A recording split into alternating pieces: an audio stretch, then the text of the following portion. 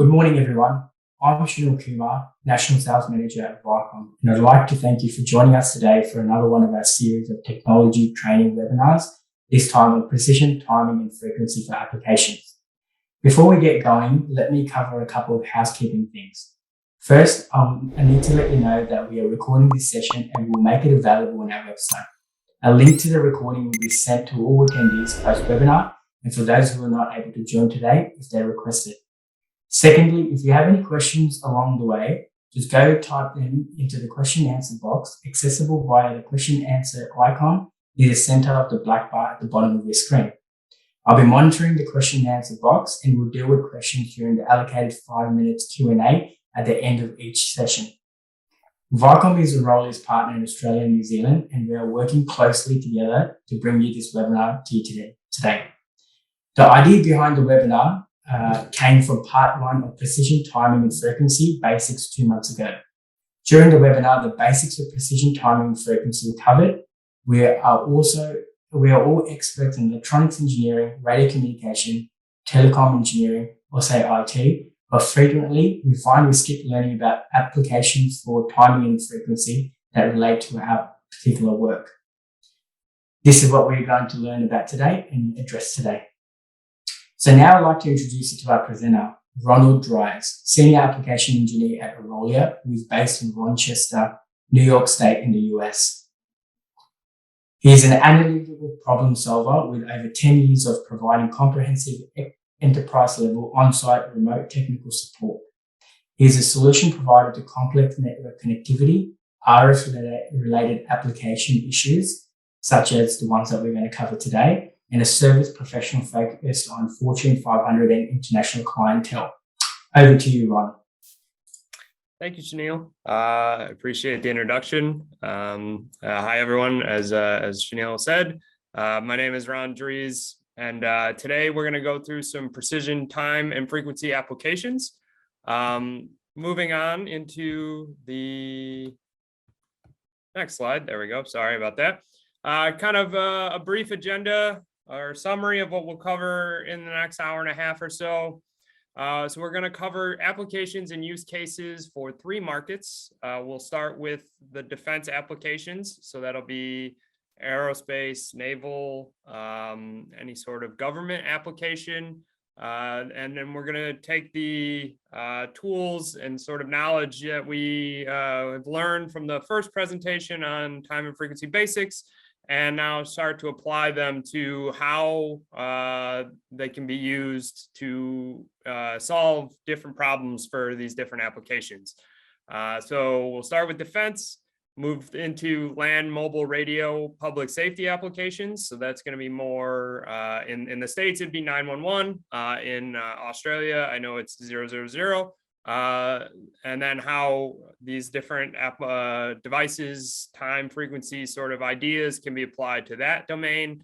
And then we'll finally finish up with telco applications. So data center, large distributed timing networks, those sorts of things. And so without any further ado, we'll move into the defense applications market. And the first slide that we'll come to is going to summarize kind of what the applications need to do. What are the requirements? What kind of features are going to be needed? What are common questions or needs that come up in these types of applications that customers and people in the real world in the field need to solve? And then we'll dive into a couple examples of those applications, kind of what they look like from a very high level. And then we'll pick out in those applications where these requirements kind of fit in. So for defense applications, they require precise time and frequency, and this is to improve signal purity for detection granularity and bandwidth. So a lot of what we're talking about in that statement right there is going to be radar related, or even in different test ranges or different applications that require a very precise time and frequency for sensing equipment, communication equipment in these types of ruggedized environments. So that brings us into that second bullet point is a lot of these applications, they're not going to be necessarily in the nicest areas. They're going to be featured in areas that have lots of shock and vibe, potentially environmental impacts. So these, whatever solution that's provided needs to be ruggedized against the environment and Mother Nature. Low phase noise rolls up into that precise time and frequency requirement. That's the major driving thing for a lot of these applications, is that the timing itself needs a low phase noise output. So 1 PPS, very, very stable, very accurate. What we also see a lot in these applications is what we call signal diversity and density. So not only do they need 1 or 2 10 megahertz, 1 PPS signals, they need a lot of them. They could need 15, 20, 30, and they also not only need a lot of them, but also could use a wide range of different signals as well. So when looking at these applications, it's good to take into account all of the downstream devices, things that people could be trying to drive or we might not even know about exist yet. So diversity is always a good thing with the outputs as well as inputs. You're not necessarily going to be relying always on GPS or GNSS, for example. So input and output diversity is important in these types of applications. And all of these things can be done locally. So everything is contained in one local site. And then maybe that's templated and blueprinted and then spread out across, a wider area, maybe, different countries or different regions of a country. But also they could be all connected. So that's where we talk about remote time and frequency distribution as well. So not only does that time and frequency have to go from one device to another that are relatively close to each other, but also maybe they need to be distributed across larger distances. And then what kind of challenges those may play. And then kind of trying to think about maybe how we resolve those as well. Defense applications are going to have a large need, especially coming up now. We've seen it over the past couple of years where GNSS has been shown to be a little more vulnerable. So interference detection and mitigation is always going to be a huge requirement, especially as time goes on and the signal jammers and stuff. Even unintentional jamming is becoming more prevalent with more antennas up in the air. Maybe one bad damaged cable could cause some issues. So intentional and unintentional interferences with the GNSS signal. This is where we start looking at options for what R8230AJ is a passive anti-jam antenna, or potentially a software suite that is analyzing the GNSS and trying to determine if there's jamming or some sort of interference going on. And then interestingly enough, we're seeing now as time kind of goes on as well that these defense applications are relying heavily on a REST API interface for automation and monitoring. Not necessarily wanting to log into a web GUI all the time. So having an interface into the device with an API that allows for control and query remotely in a scripted way so that it can be done across multiple devices simultaneously, or to just simplify users' interaction with the device is also very important, especially if you're looking at distributed sites or remote sites all over. Having an API or the REST API interface makes communication with those devices easier.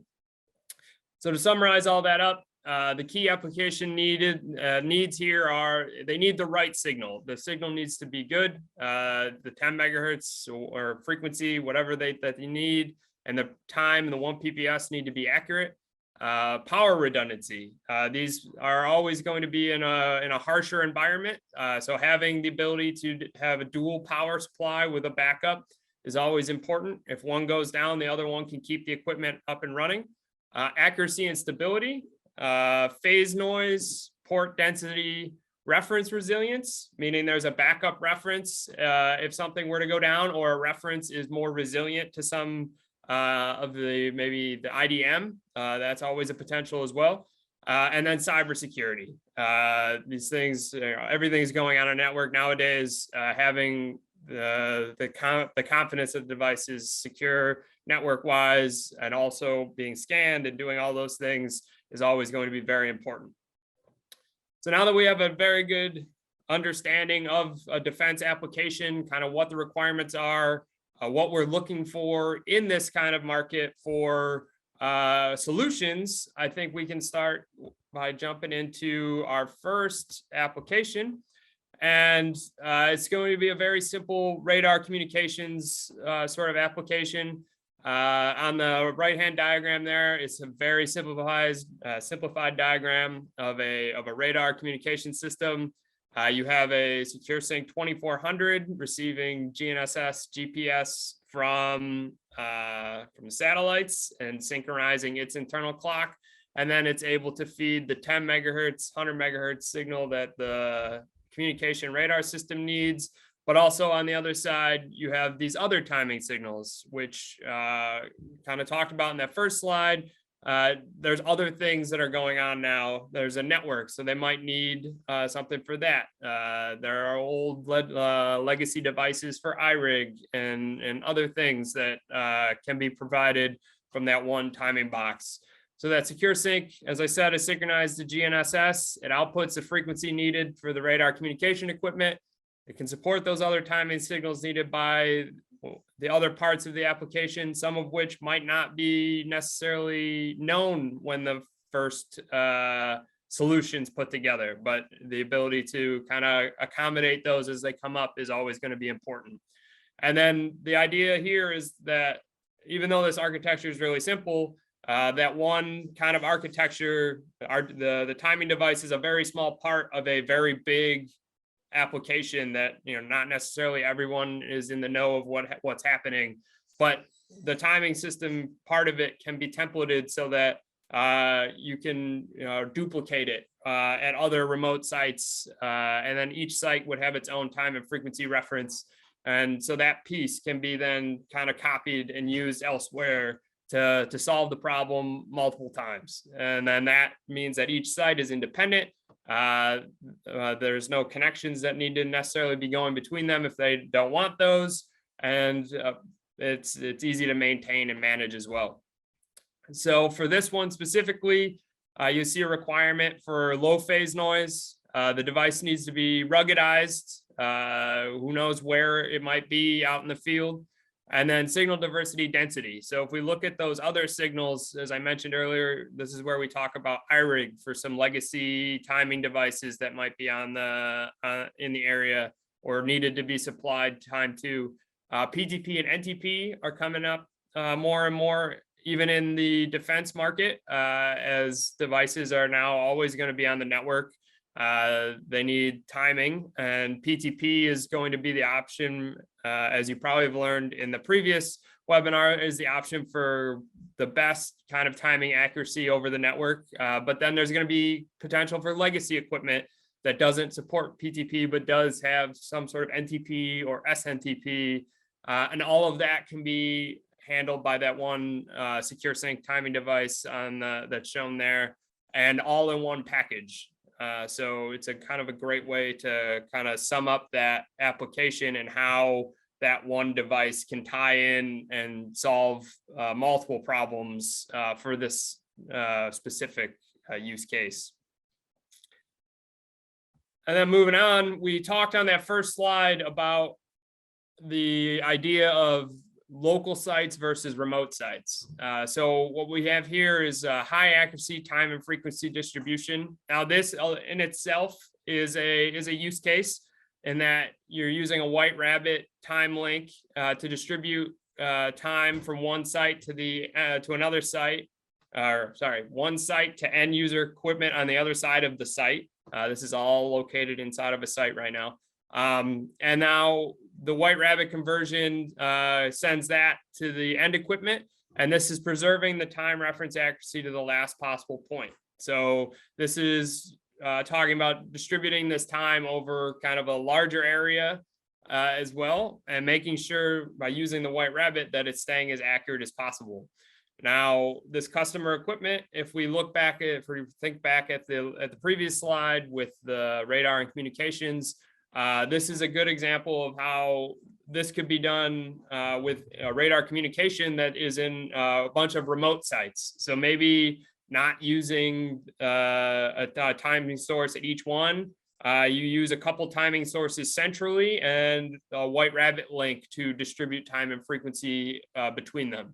It's a very, very kind of niche use case. I mean, some of these applications might require that there's no, connections between sites and all of those, but it's something to think about in that it helps to kind of simplify design sometimes, or maybe cost effective as well. But also that the White Rabbit link there is going to be good for preserving that time and frequency all the way up until it's needed, so that by the time it makes it to the customer equipment, there's very little degradation in that signal as well.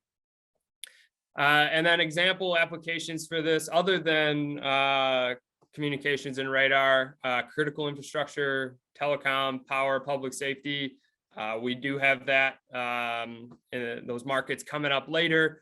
And then we'll show some more advanced usages of the White Rabbit link, but it's good to note them here as well.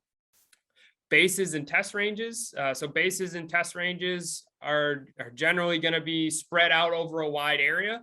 So being able to send timing information across to different sites, especially in those kind of environments where they might already have fiber or some a connection between those buildings, using these devices in there to preserve the time and frequency could be a major benefit for this defense application. And then the final one, SATCOM and radar, kind of related back to the first radar application, and how this could potentially be used in that one as well. The third use case is now going to be about high accuracy 1 PPS and 10 megahertz distribution. So in the diagram on the right here, you see one Secure Sync 2400 synchronized to GNSS, feeding into a White Rabbit link, and then coming out on the other end as more outputs than are coming from the Secure Sync itself. So a high accuracy White Rabbit time distribution in-site to end equipment, and then the White Rabbit conversion to 1 PPS 10 megahertz with or without distribution to the end equipment. This preserves the time and frequency, or the time reference accuracy, to the last possible point prior to conversion to the end equipment. And then one time and frequency reference can be used to distribute multiple 1 PPS and 10 megahertz. So with that one device and then the White Rabbit in there, by the time you get to the end, it's a great use case for applications that require like a distribution of a lot of outputs, like a Secure Sync being a 1U, especially with diversity. If there's only one signal, you're looking at, you potentially get 20, maybe 24 of one output on it. Some of these applications need 30, 36, 40 1 PPSs. This would be a great way to be able to get that with fewer timing references. And then the customer equipment is getting the converted 1 PPS 10 megahertz from the White Rabbit equipment, 7 Solutions White Rabbit equipment at the very last possible point. And it's as good as it can be spread across that distance as well. We'll see this later in we say FinTech, but finance tech. Bases and test ranges always have a need for distributing a lot of 1 PPS 10 megahertz signals as well. And this saves them on timing devices if they have the infrastructure in place to support the White Rabbit links. And then finally, SATCOM and radar as well.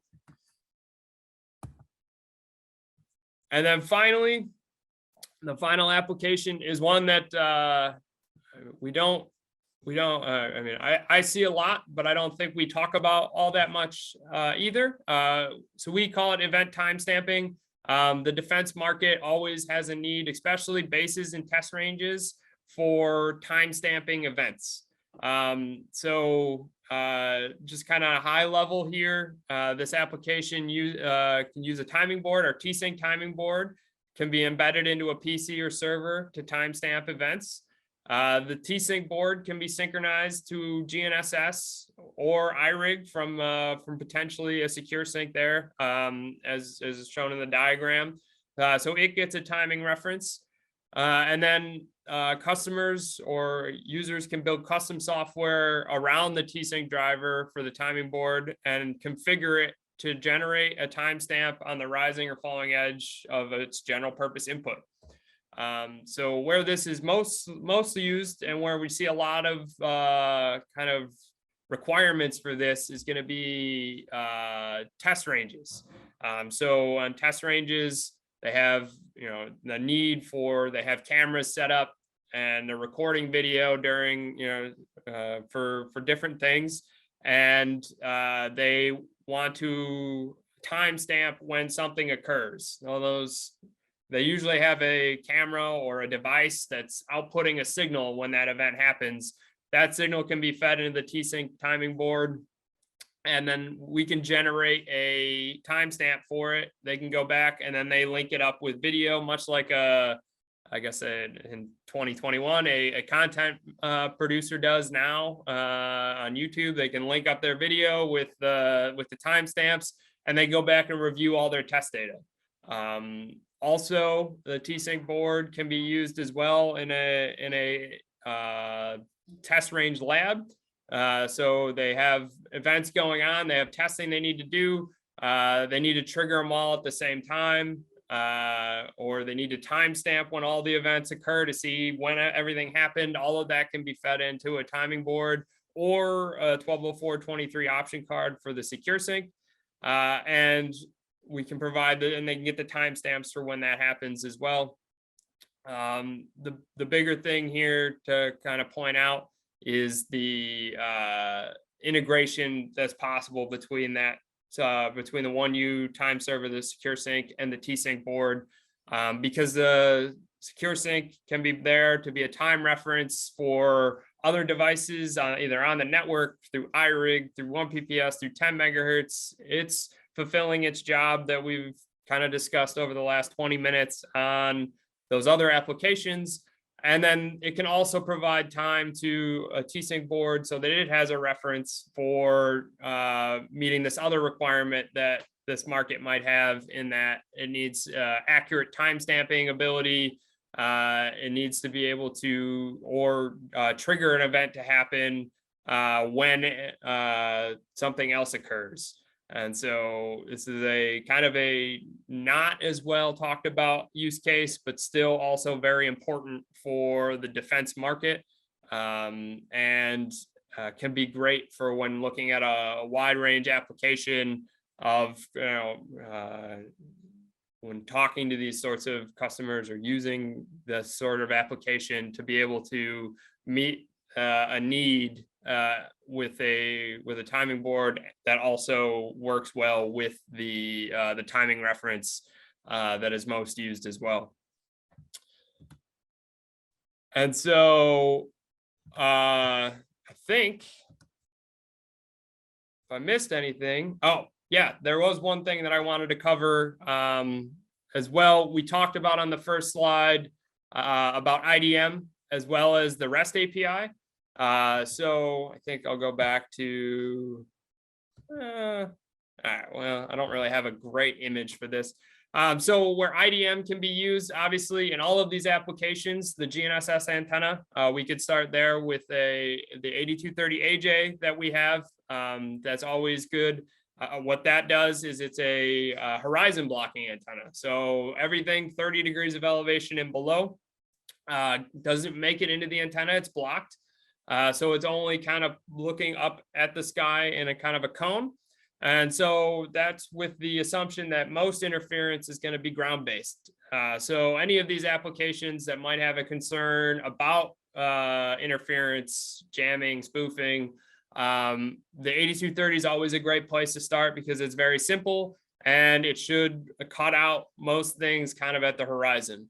And then as well in this application, there's always the IDM suite, which is kind of monitoring the GNSS. Kind of, if you think of the antenna as a filter, you can think of the IDM suite software kind of like a firewall. So it's blocking the signal from making it down in.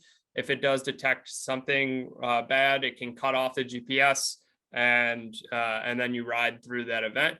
And then the final thing for these applications is, especially if they're a lot of devices spread out remotely across the test base or different ranges there, is some way to manage them all, some way to monitor them all, get the status, configure them, those sorts of things. The REST API can be used to do that. So the SecureSync 2400, 1200, and even our Versa product, which wasn't shown here, but is a rugged time server for that could be used in the defense market. All of those have the ability to be controlled via scripting.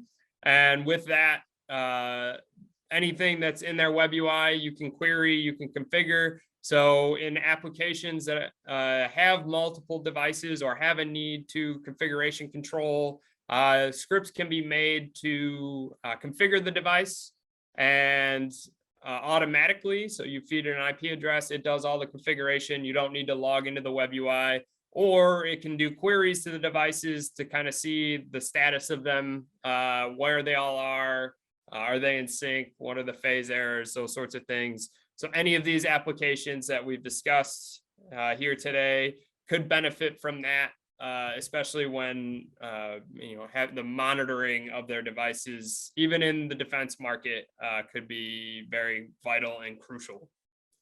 And so with that, I think I've covered all the applications and I've talked about all the points that I was hoping to hit. So Shanil, I think we're good for Q&A. Thanks, Ron. Thanks for that. We do have a few questions, so we'll start with the first one. Let's say a bunch of equipment on the aircraft needed accurate time. Can you talk through if the SecureSync box was enough on its own, if we could feed a GPS signal, or would we need additional white rabbits as well? So in a aircraft application, we typically we're seeing in those specifically, as long as they have the ability to take a 1U rack mount device, the SecureSync itself is enough. Especially in a lot of the applications that we've currently working on, the SecureSync works very well. White Rabbit is more for kind of that distribution or longer sort of runs that between like very remote locations, I believe. So we haven't seen much White Rabbit usage in aircraft applications. And a lot of that is being handled with the SecureSync. So it should be enough. Thanks, Ron. The second question is, are your boxes MIL standard 810G qualified? Yes. So we do, it's on the data sheet specifically, which ones we are. I do say, so we are 810G or F, one of those two for SecureSync and VersaSync. We do only parts of them, I think. I can't remember the data sheet off my head, but we are 810 certified. Thanks for that. So the next question is, what are the length limitations on the White Rabbit link? That's a great question. I actually will have to get back to you on that one. I don't know the length limitations of that, but I will take a note and we'll follow up. Okay, thanks. Chris, we'll get back to you on that one. And then we have the last question here. Is the Orolia VersaSync a good fit for airborne application? Yes. So the Orolia VersaSync is designed for a mobile application. It's very rugged. It's a much smaller form factor. So that's our low swap device. So it's a low size, weight, and power. It takes up less room. It is essentially the same timing system as the Secure Sync, but in a smaller kind of form factor. So it does work really well in airborne applications as well, and that probably would be preferred in some applications if they don't have the space for the full 19-inch rack mount device. Thanks, Ron. That's all the questions for this session. I think we're just on time, so we'll move on to LMR and public safety now. Okay. All right. Oh, pardon me. Hold on. All right. So we discussed the defense market, and kind of we start the same thing. We start with the requirements, and then we kind of branch out into some actual applications or example applications and use cases. So with land mobile radio, public safety, we will do the same thing. So the big thing with land mobile radio and public safety is they generally, and this is from way back when I started, always the saying, they require legally traceable precise time, as well as precise frequency in some use cases. Legally traceable, obvious, it might be obvious, it might not be. Going back to a UTC source like GPS, so GPS does go back, is able to be traced back to a single UTC source. For any sort of time stamping things, for any sort of timing devices, any of their equipment needs to be able to trace back to a source of a valid source of time. Pardon me. And this is always going to be very big in public safety applications. Obviously, very important as well. If it does go down or if it isn't working correctly, then there's always going to be much like the defense market, and I guess even when we get into the telco market later, always bad things happen when the timing kind of goes away. And it was spent a long time in timing, and it's interesting. It was kind of eye-opening to me at first how much I took timing for granted. It was on my phone, it was on my watch, I knew what time was. I didn't actually know what time was until I started doing this. So in this kind of application or market, you'll see a lot of network timing, so NTP and PTP. Historically, it's been NTP. Now, as we kind of progress further, technology is always progressing. We're more looking into PTP as that becomes more and more prevalent on networks. They also have a need here for signal diversity and density. So not only do they need network timing, but they could also have devices that take a 1 PPS or a 10 megahertz. Public safety systems could have legacy equipment as well, much like the defense market. So having the ability for one device to support all of those signals is always going to be a plus, or if necessary, multiple devices, but ideally one device. This also is going to have a local or remote time and frequency distribution. So, I mean, typically we think of a public safety building as being one local site. But now as technology progresses, as network timing gets more prevalent, who's to say that remote timing or even having links back and forth for redundancy could be a thing. So that shows up in public safety as well. Going forward, and could always be useful. Interference detection and mitigation kind of rolls up into legally traceable precise time. Originally, when GPS was introduced, like everybody adopted it because it just seemed to always work and never went away. And now we're finding that there are some things that can interfere with it. So it also becomes in this market something to kind of highlight that there could be intentional and unintentional interference with GNSS signals around, and they need some way to identify it, detect it, attempt to mitigate it, at least to be aware that it's there, so that they can work around it, which is always going to be a number one concern in this market. In other markets, everyone wants to know the status of their time. So along those lines, we also can see a requirement here for STL. So satellite time and location is a timing signal provided by the Iridium paging channels. So the Iridium satellites, they're much closer to the Earth than GNSS satellites. Signal is much stronger.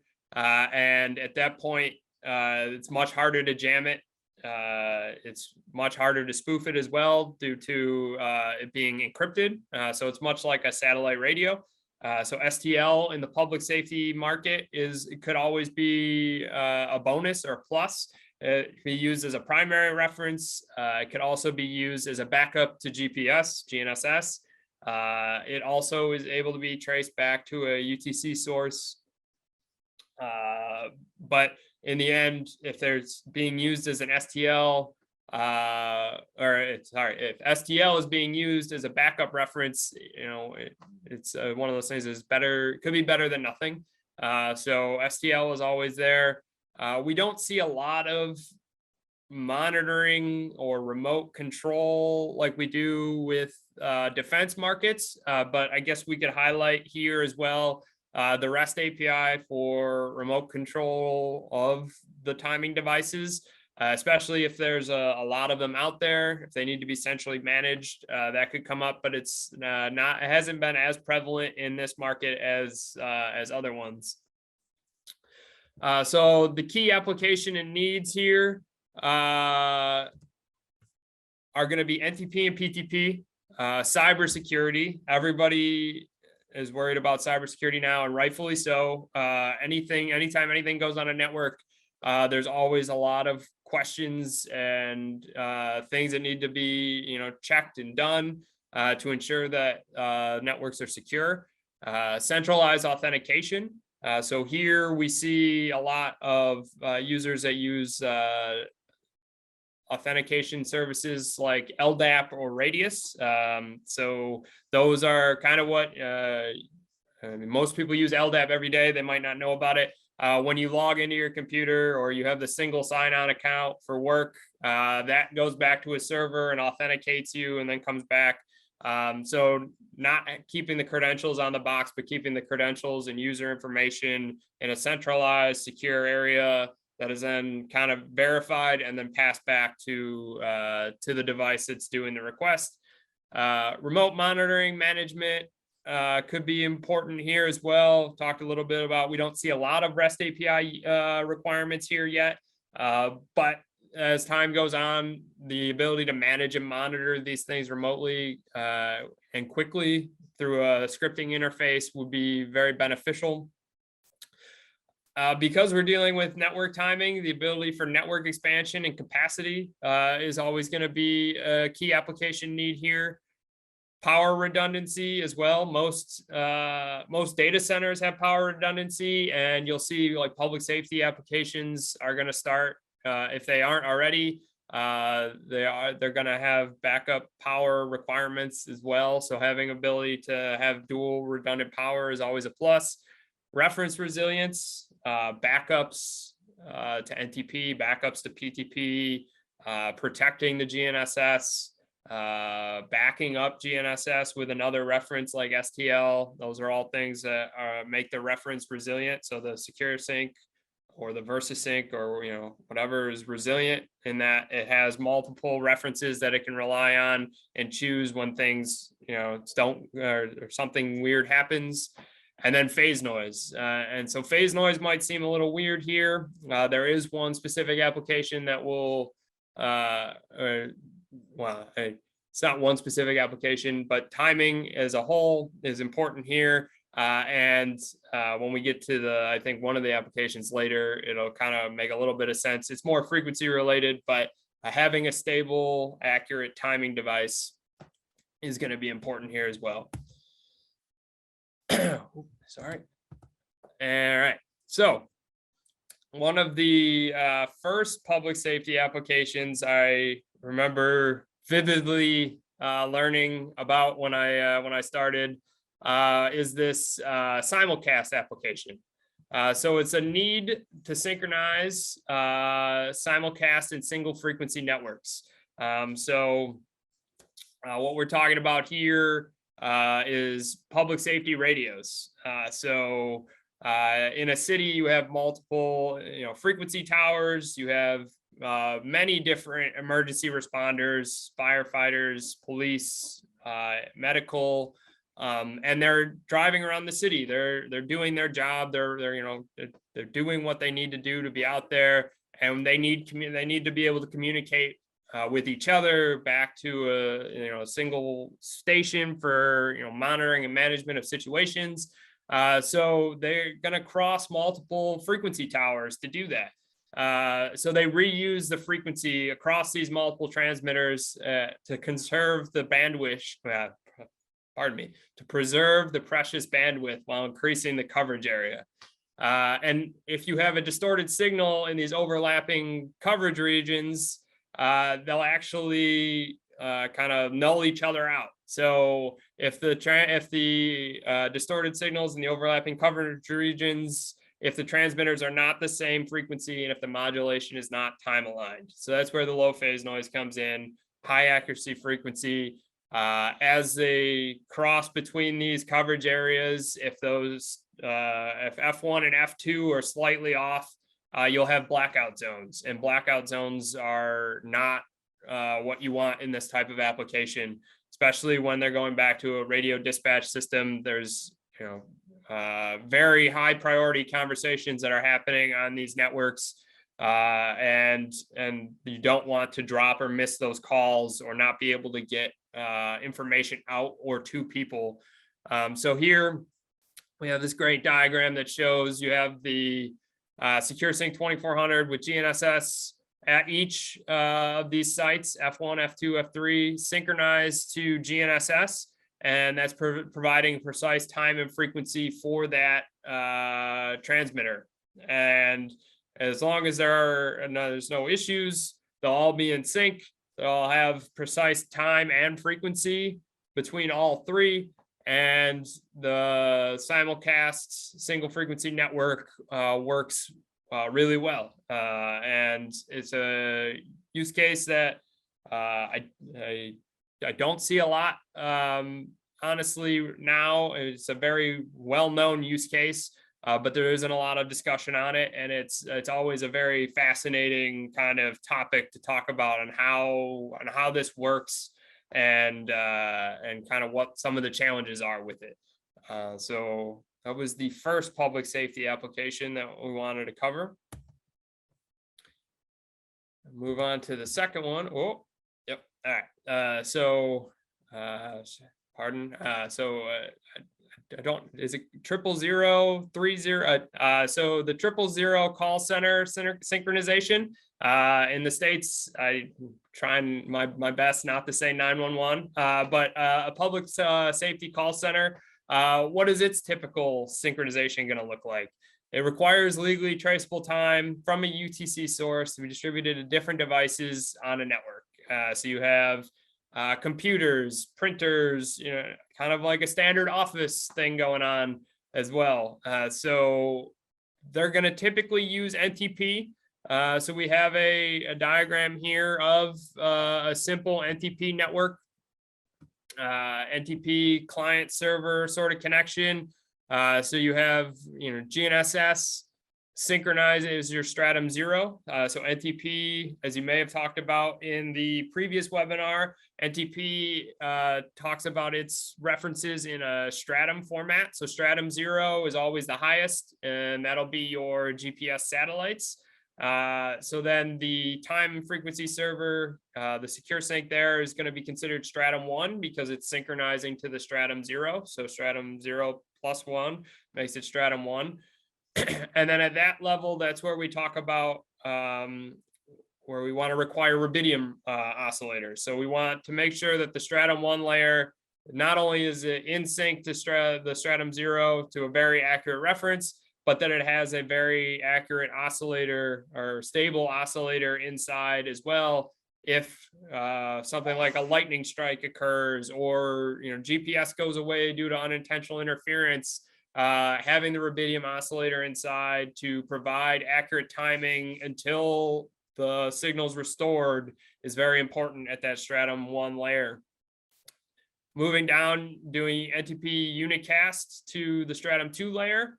So now that's a client server relationship. So now the NTP time servers at stratum 2 are sending NTP requests to the time servers at the stratum 1, and that's sending time back. And those time servers there are typically where we have a lower grade oscillator, so like a TCXO. Because the timing you're going to be getting from NTP is not going to be as accurate as GPS. You're not going to be disciplining the oscillator very well anyway. So at that layer, that's where we talk about having a TCXO oscillator, but now that's a second layer of redundancy. So we have 3 stratum 1s. We then have the 2 to 3 stratum 2s or multiple stratum 2s there that now point to those 3 stratum 1s. One of the stratum 1s was to go down, NTP would automatically switch over to one of the other stratum 1s. So that gives you a good redundancy as well as an odd number for voting. So, in that case, if 2 agree and 1 doesn't, that 1's an outlier. NTP throws it out and uses the time from one of the other 2. And then from there is where you can then distribute time out to all of the end user devices. So that's where stratum 3 and above will occur. So those will be workstations, printers, computers, any sort of system from there that just needs to have time, and NTP accuracy is good enough for it. And now from that workstation, you can see kind of on that diagram how that time can be traceable back to GPS. And on the left-hand side there, covering again that the need for redundancy. So that's why we have those 3 stratum 1s with rubidium, and then the stratum 1s, each one points to each of those 3 stratum 1s to give you NTP redundancy as well as oscillator redundancy. In this application, we could talk about STL as well. So if those 3 stratum 1s had STL receivers in them, and GPS was interfered with, or the GNSS antenna was struck by lightning, that time server could switch over to STL and still be valid and redundant in a reference there as well. When we talk about IDM, again, those antennas being replaced with the 8230, or we'll see in the next market, the GPS dome antenna as well for interference detection mitigation. Those can be good first line of defenses to block any sort of interference or unintentional jamming from getting into the timing system as well. So all of these things come into play here, much like in the defense market, to make sure that time is always right, is always a backup, and that the network won't be drifting. You won't have pieces that are at different times. There's nothing scarier than having time not be the same across devices on a network. So this call center sort of application is a great example of although simple network. I guess when we start to talk about telco, the telco market, this is a great base kind of groundwork layer for that as well. And even here, showing all of the needs that can arise in this type of application. So I've talked a lot about the public safety, 2 public safety applications. This kind of is a great slide that shows the entire kind of landscape of public safety and covers a lot of things that I've talked about for not only the Simulcast, but also the 000 call center application as well. So you can see here, we have the Iridium Next satellite system up in the top left. So that's your STL reference. And I don't know how much you might have got into it in the first webinar, but STL, because the signal is much stronger due to the satellites being closer, that antenna can live indoors. The signal makes it through buildings in a lot of different applications, not all, but you can have that antenna indoors, the 8230 AJ or standard 8230 on the roof for GPS. And now you have timing devices that can use both GPS and STL primary and backup. You have your GPS, GNSS interference suppression stuff. So that's your IDM suite. That's any sort of kind of like the 8230 AJ that we talked about, the GPS dome as well. And then the IDM suite can fulfill that GPS, GNSS interference detection. And then down in the bottom left corner, you have your secure syncs in the racks that are providing time out to the network across this building. Also providing time to, didn't talk about it, but the need for IP synchronized clocks in these rooms as well. So the secure syncs can provide that network timing out to these wall clocks so that everybody has the same time. Meetings can start on time, I guess.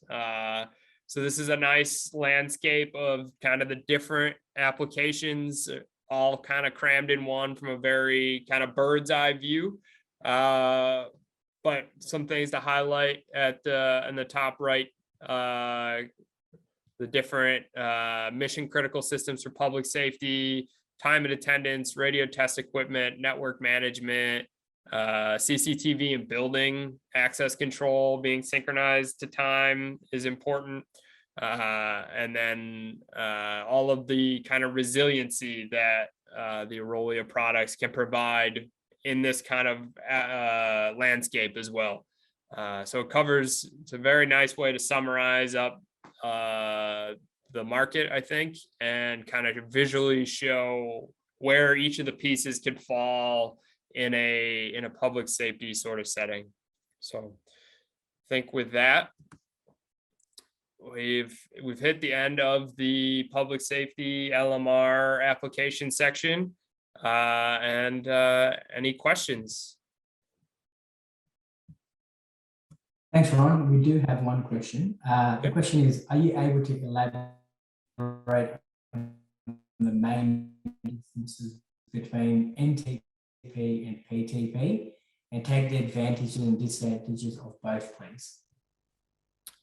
Yeah, sure. So actually this, I do know NTP and PTP were covered in the first webinar. So obviously it's a great time to plug that one as well. But kind of from a very high level, NTP and PTP, although both being network timing references, NTP is, I guess, the algorithm for NTP is simpler than PTP. So the way NTP is going to work is there's 4 timestamps taken. So a client will send a request to an NTP server. The NTP server will send the request back. So the client takes a timestamp when it sends the request. The server takes a timestamp when it receives it, processes it, sends it back, and timestamps it on the way back, and then the client timestamps it when it receives it again.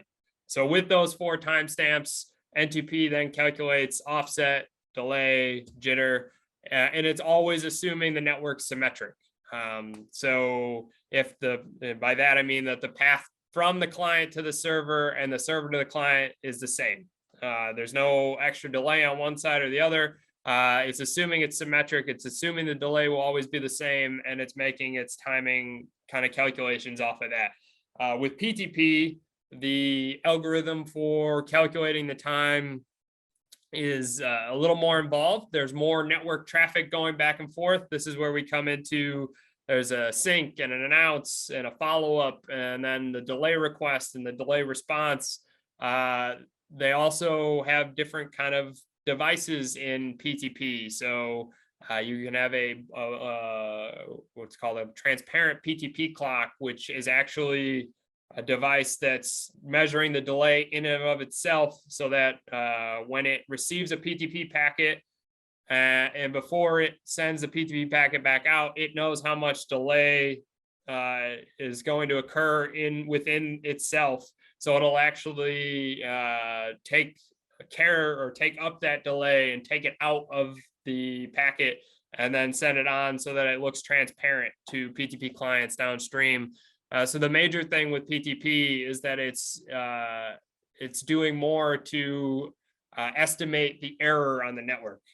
So with the more traffic, with the more information available, it's better. It's able to make a better estimate of what the error is, and its timing result at the end is much better than NTP.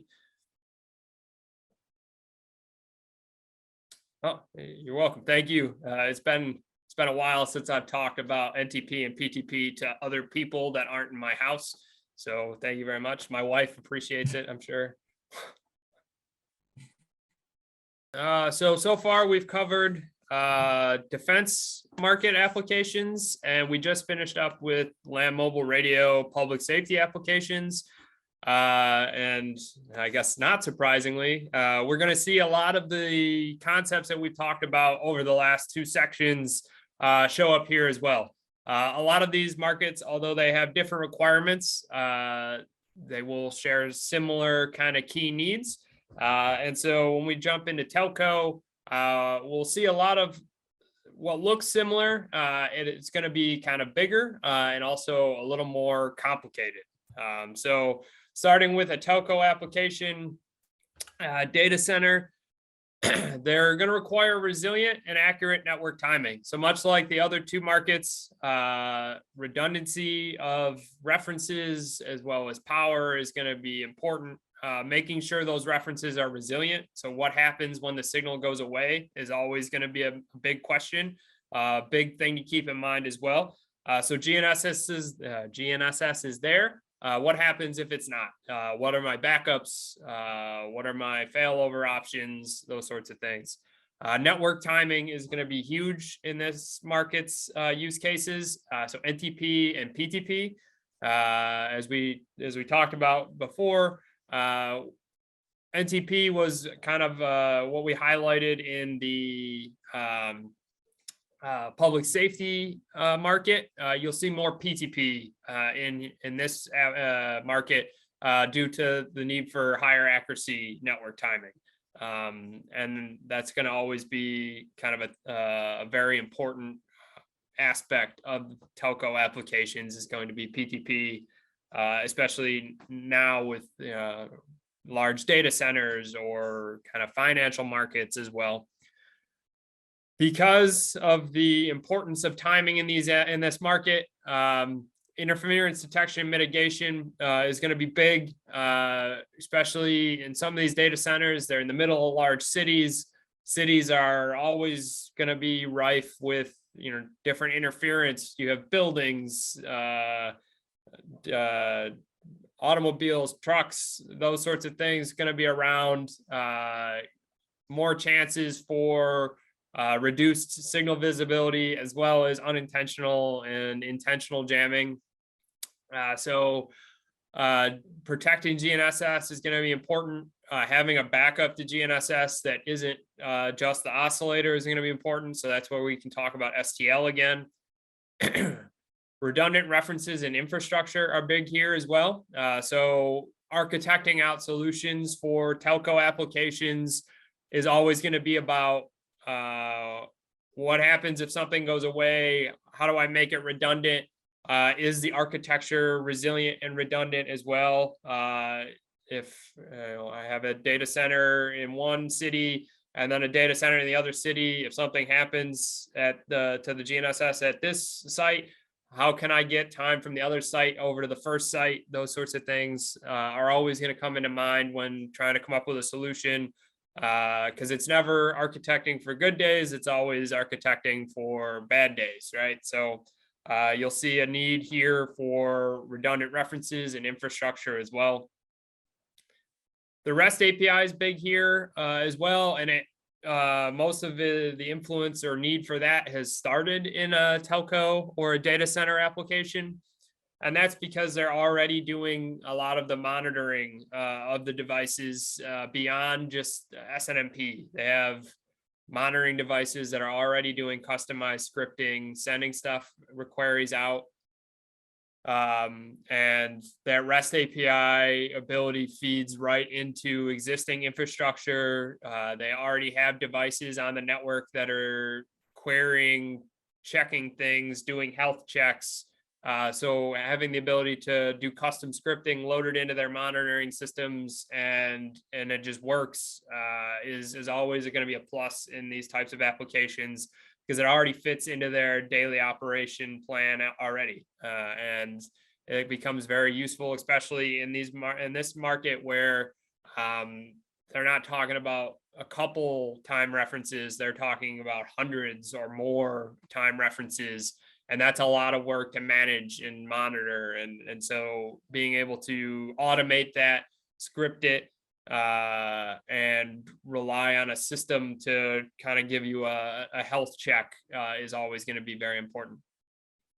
So again, here, key applications and needs. A lot of this is going to look the same if you saw the previous sections of this webinar. The telco applications need NTP and PTP.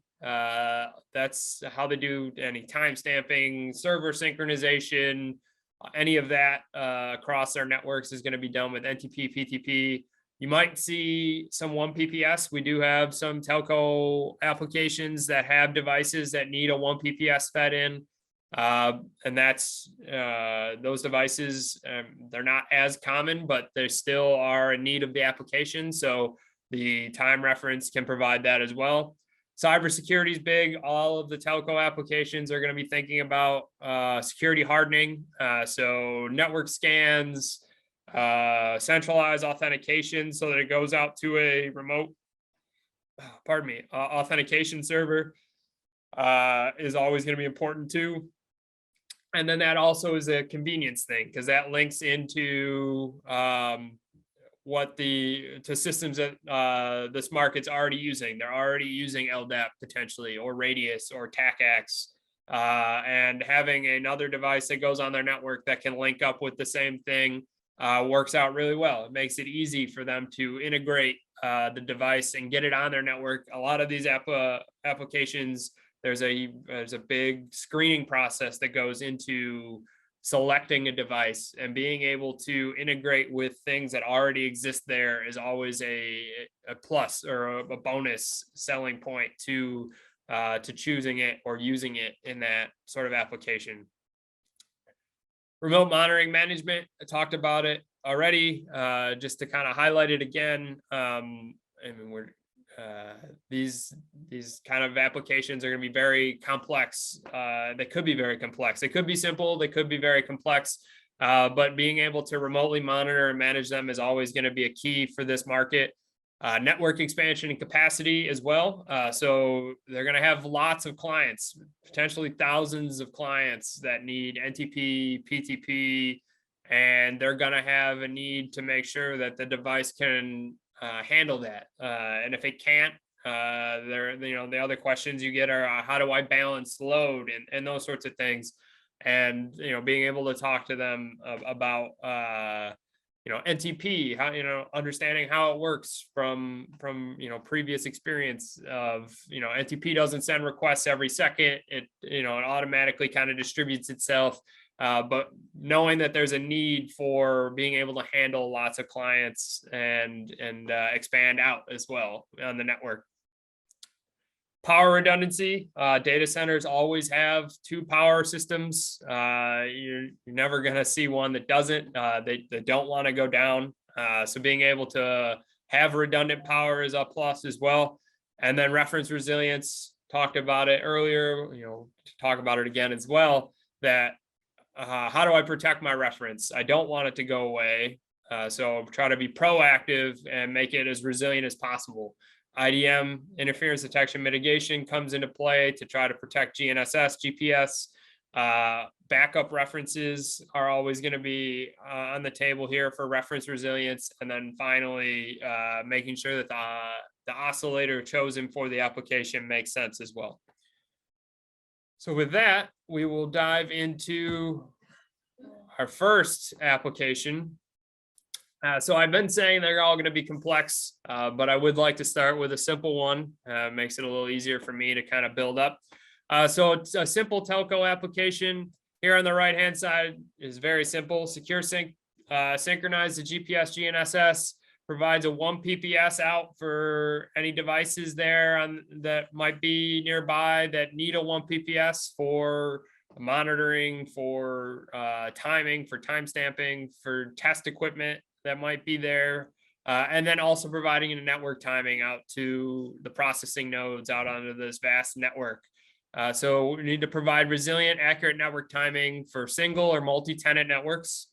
And then that network timing is typically going to be PTP.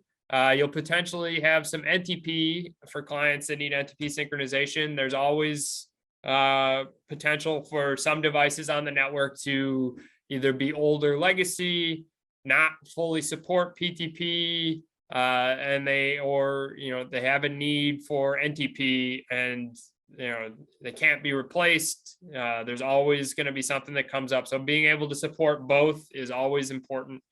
And then the 1 PPS elements for anything that could use a 1 PPS input.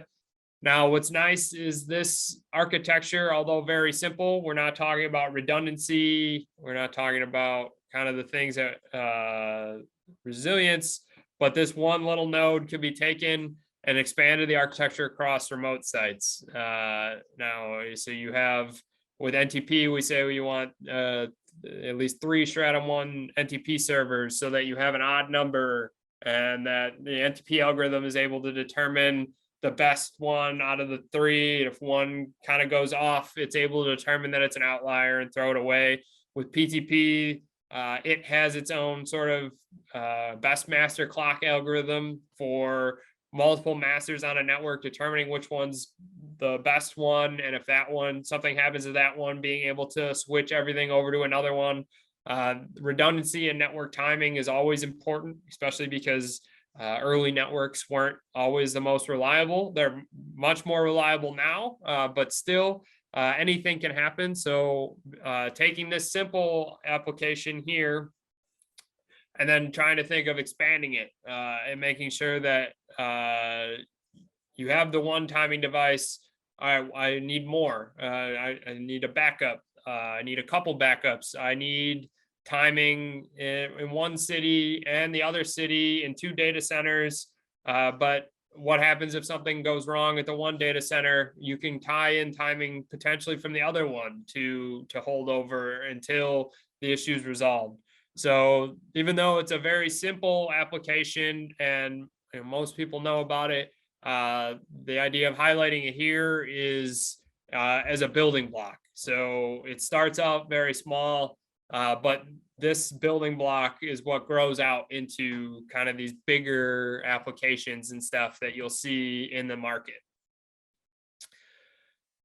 So moving on, the next application or use case for telco is a small network Grandmaster. So again, another kind of smaller sort of application, doesn't need a whole lot of basic network timing. So you don't necessarily need the full-on secure sync. You need performance, but you don't need all those higher end feature requirements. So there's no built-in IDM capability here. So no IDM suite is kind of what we're mentioning with that. But there are still external IDM options available. You can see I mentioned it in the public safety slide, but here you have the GPS dome. So that's takes the 2 antennas, a primary and secondary. And it's for those you're familiar with the idea of a SERPA antenna. I don't remember what SERPA stands for, but the idea of what SERPA does is it is able to detect interference, and it does what they call it steering the null. So essentially it sends all of its nulls towards the interference, essentially blocking it and then receiving everything else around it. The GPS dome here is a very simple version of that, using those 2 antennas separated at a known distance. The GPS dome is able to do that SERPA functionality for much cheaper, but also more effective than the passive 8230 AJ, and obviously better than the standard 8230 or just a regular GNSS antenna would do. This application is going to require a lower security lower environmental requirements, lower monitoring and alerting requirements. They just need a small device to sit on the network to send out a PTP, to synchronize devices. And, it's not a lot of them. It's very small. But what's nice is this edge sync that you see here. And this application is only feeding a couple things. It can then be combined with a secure sync and kind of work together to provide its benefits of performance timing, but not all of the costs that might come with a secure sync. So moving on from there, this is exactly what the next application I wanted to talk about is distribution edge device. So we see this is going to be a PTP network. You have distribution edge devices that segment network timing domains or sites in larger deployments. So you have multiple networks now that need PTP. But with the same idea of having redundant references, you then have a distribution or edge device for each of those different networks that are acting as PTP boundary clocks. So they're being clients to the PTP server, and they're also servers to PTP clients downstream for them.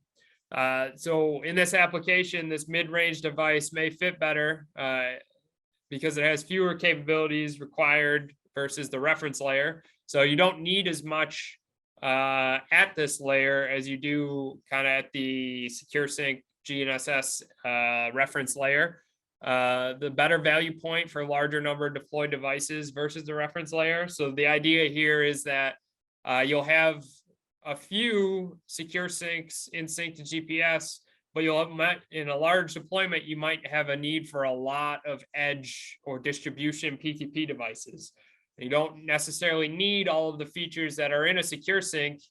So using an edge sync here is great because it can sit, you can buy a ton of them for cheaper. You don't need all of the extra bells and whistles, and they can serve PTP out to the different networks just as well, and then synchronize up to the resilient timing reference layer with PTP and get time from the secure sync.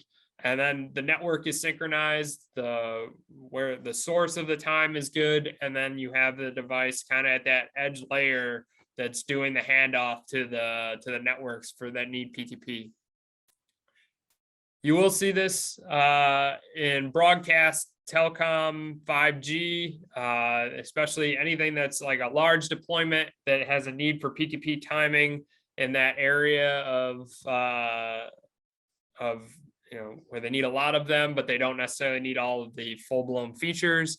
Also in defense data centers as well. Obviously, defense has some of its own market needs, but as time goes on, they're also bringing up data centers. They also can have a need for network timing. So this is a good example of kind of combining the high-end reference layer secure sync plus the mid-range edge sync device for distributing PTP across multiple networks. All right, and then finally, kind of I guess I would consider more complex application for telco is time as a service. So this is a very niche application. You'll see a lot more data centers that are distributing time or NTP across networks to devices, remote sites, those sorts of things. But there's also this potential need for providing time as a service. So this application is now harnessing the timing references, so the secure syncs.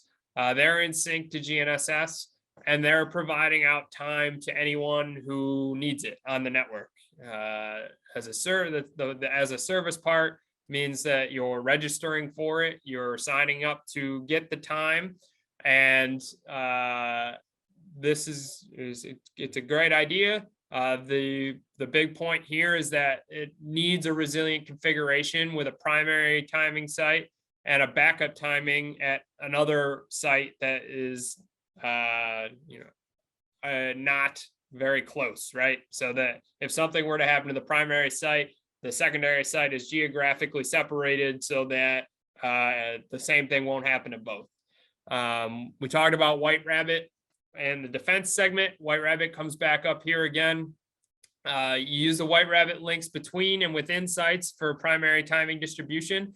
So this can be done over direct fiber or wavelength division multiplexing connections, WDM connections. The White Rabbit backup links from the secondary sites with the timing as a service timing backups are also there with the direct fiber WDM connections. And then a high precision 1 PPS or standard precision PTP customer cage handoffs at the endpoints of timing distribution.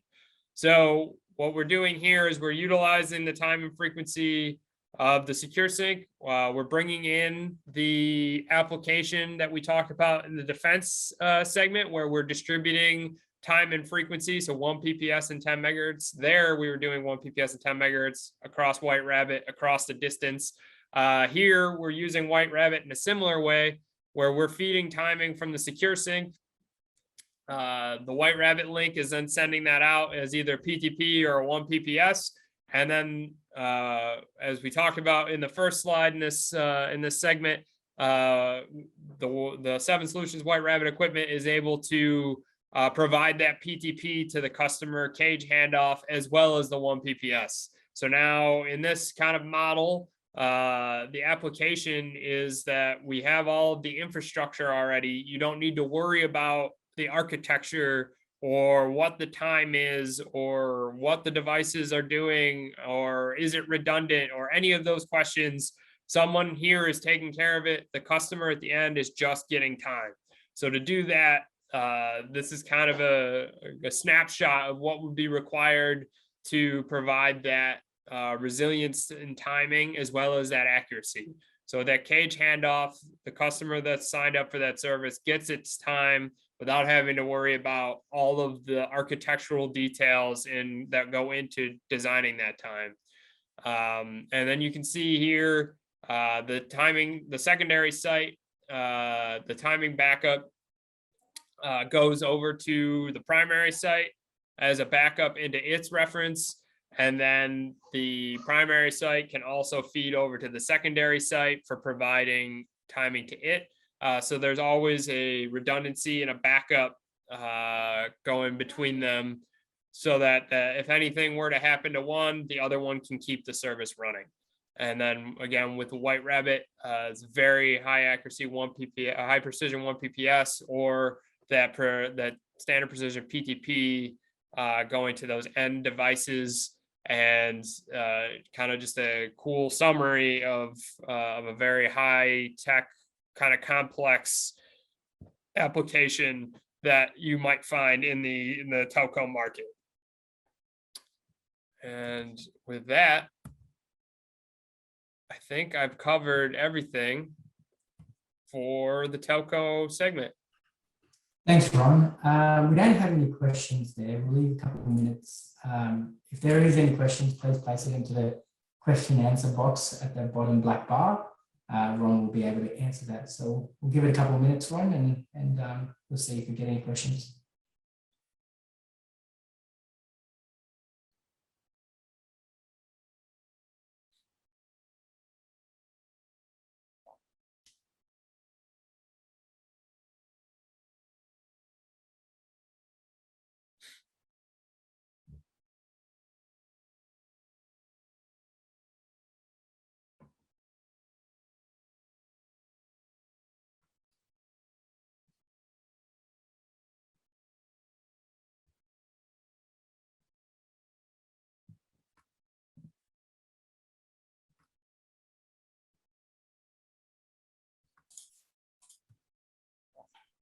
So it doesn't seem like we have any questions on this at the moment. If you do, oh, there we go. We've got one. Not sure if you've covered this earlier. Can you please expand a bit on the differences between PTP and NTP? Yes, yeah. I guess now would be a test if I can say the same thing twice, actually. No, it is okay. Yeah, so we can go into the difference between NTP and PTP. So NTP is, I guess, the quick and dirty kind of explanation. NTP itself is going to be it's a simpler estimation of the error than PTP. So the way that NTP works is that the client will send a request for time to the server, and the server responds back. So the client, when it sends that request, timestamps it.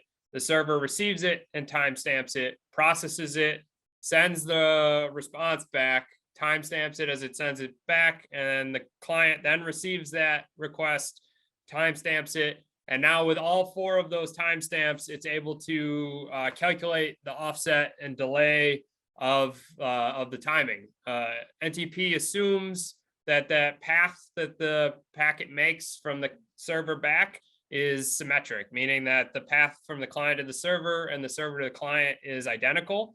So the delay is going to be the same. And now with that assumption being made, it does that calculation with the timestamps to get its offset and figure out what time it is based off of the time of the packet and then the travel over across the network.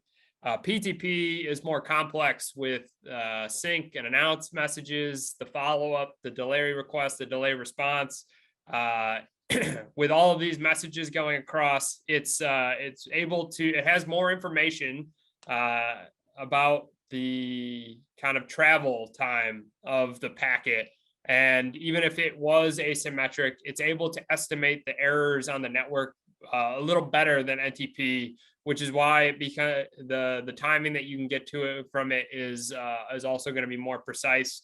You'll see also more with, and actually I didn't mention this the first time, so it's a good thing we're readdressing it. With PTP, you'll see more talk about the type of timestamping, so hardware versus software timestamping, and that's actually where the timestamp is taken in the OSI layer. So with hardware timestamping, the timestamp is taken right at the NIC itself. With software timestamping, it's done up a couple layers by software. So even there, you're going to have a delay of however long it took the packet to make it from the hardware up into the software for the timestamp. So with PTP, you'll see a lot, or you'll hear more of hardware timestamping. Because the timestamp's more accurate, PTP is again able to make a better calculation of the time because it knows the errors and the timing and the timestamps it's getting are more accurate. PTP also has different PTP also has different client server sort of definitions as well. So not only do you have the server, you have the client, you can have a boundary clock, which we talked about a couple slides ago, but you can also have a transparent clock, which is a PTP clock that actually knows its own internal delay. So when it receives a packet, say it's a switch, it receives a packet, it has calculated how long that packet is going to take to go from one end. So, I mean, the way I think about it is one end of the switch to the other end of the switch, but really just how long it spends inside the switch. The switch or the transparent clock will actually compensate for its own delay in the PTP packet and then send it out so the devices downstream don't even notice it's there. It's transparent. So there's a lot more kind of involved in PTP, and it allows it to better calculate the time and also estimate some of those errors. So, thanks, Ron. I don't think we've got any more questions now. So I guess thank you very much for that, Ron. Very interesting and informative, especially in the section on time as a service for telco application, and how to achieve optimum accuracy in emerging technologies, and the explanation on PTP versus NTP. That brings us to the end of today's webinar, everyone. We'll send you all an email with a survey and a link to the recording. The survey allows us to understand whether we met your expectations and the areas we could improve when bringing you these informative webinars. We'd also like to hear from you about other topics that you'd like us to cover in the future. And of course, if you have any further questions, or perhaps you'd like to discuss Viacom and Orolia's position, navigation, and timing solutions, please contact us. You will have our contact details at the bottom of the reminder email with the one that we sent you yesterday. So thanks again, everyone. We'll sign off now.